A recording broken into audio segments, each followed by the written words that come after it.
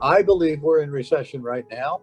We're probably going to get a negative GDP print for the second quarter. So, by definition, first quarter was negative. Second, if that doesn't get revised, you can have two consecutive quarters of negative GDP. That's a recession.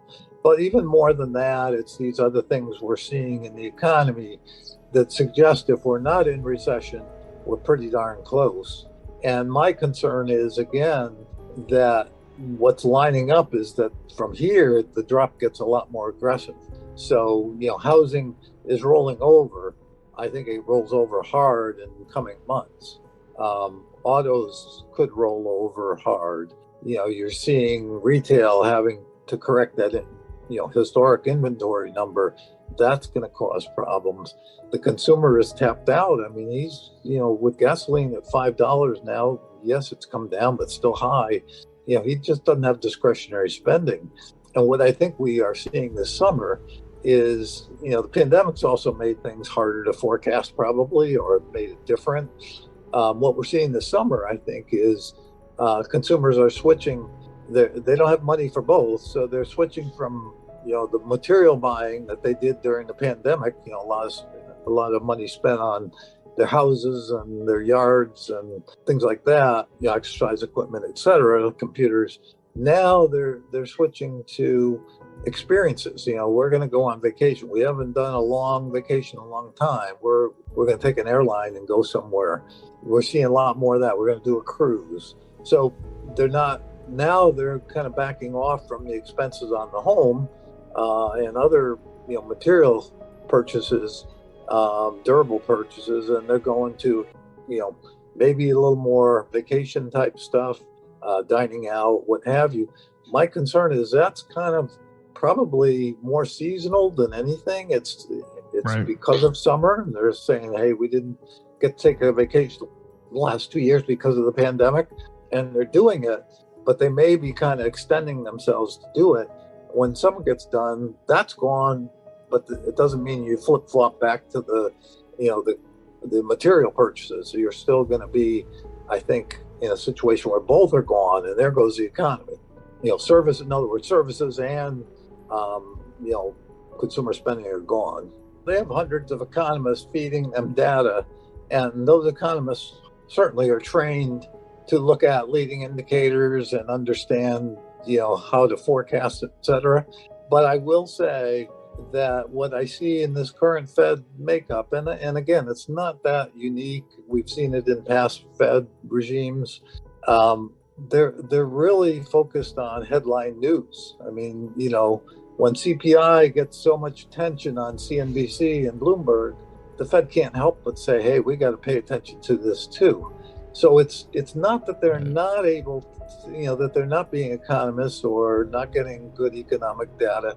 I just think their bias is towards what's in the headlines and what's, kind of currently in at the forefront of the media, and they're responding to that. And some of that comes from maybe not being as market savvy a group. That's been a criticism for years that the Fed is more academic oriented. You got academics running it, so they're not as tuned into maybe market factors that can be leading indicators.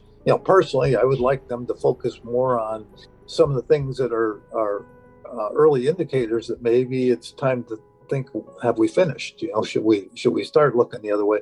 When lumber comes down from 17 and lumber futures down from 1700 to 500 and below 500 actually, that's a sign that you've had a big impact on housing. You've had a big impact on construction. When used car sales prices are falling pretty dramatically, it's a sign that maybe inventories, we're finally getting a handle on. New car inventories are getting back in line, so that maybe maybe we need to realize that prices are going to come down, as that supply chain situation clears up. When you see a big jump in inventories at Target and Walmart and other retailers to the levels that we've seen that are way beyond anything that's precedent, you need to sit up and take notice of that and say, gee, because what a recession really is an inventory correction. we've got some very big inventories building around the country.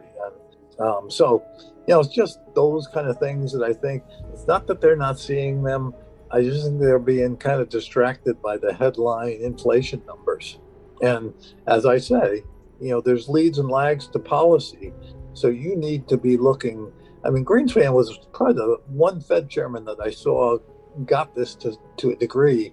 And he was notorious early on in his career when he was a private economist as not being a very good market person and stuff. But he learned. And during his reign as Fed chairman, he was zigging and zagging earlier than was typical for a Fed, because he understood that if I wait for the proof, it's too late. So, and that's kind of what gave us the first elongated cycle we had under his regime. Before we continue, help us clicking that YouTube like button and subscribe now to our channel.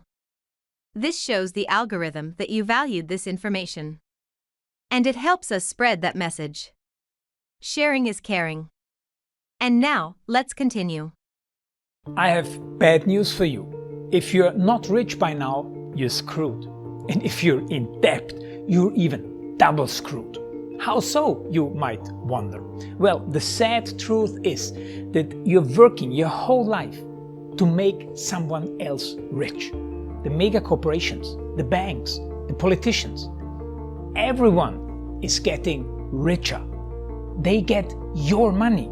And what is even worse, they get your time, they get your life. You are not even in a rat race, you're in a financial prison. But what could a solution for you look like? Honestly, I don't know, but I know what a solution for me would look like. It's very simple. I use whatever money I have and I multiply it with 1,000. This could make my life much easier and probably yours as well. If you have $1,000 available and multiply this with 1,000, I believe that this could solve some financial issue for the one or the other. Of course, if you're ugly, you would have to multiply it with much more than 1,000. My name is Marco Stan, and this is what I decided to do. I decided to 1000x my money. This is not a joke. I know what you may be thinking. What is this guy talking about? How should this work? This is not possible. Well, I made a detailed video where I laid out my plan. And some clever folks might even want to look at this plan and copy it and do exactly what I do. This is just a little hint on the side. You have two options. You leave, you forget what you have seen. You do whatever you're doing and you hope that somehow you get some other results. Good luck with that. Or you click the link below the video. You enter your email address because I'm not showing this to everybody. You at least watch my video on how I plan to 1000x my money. The choice is yours. Make the right choice. Join me. See what a different future you could have. See at least how I intend, how I plan to do the 1000x. So click on the link below, enter your email address, and I see you on the other side. Your Marco Stan.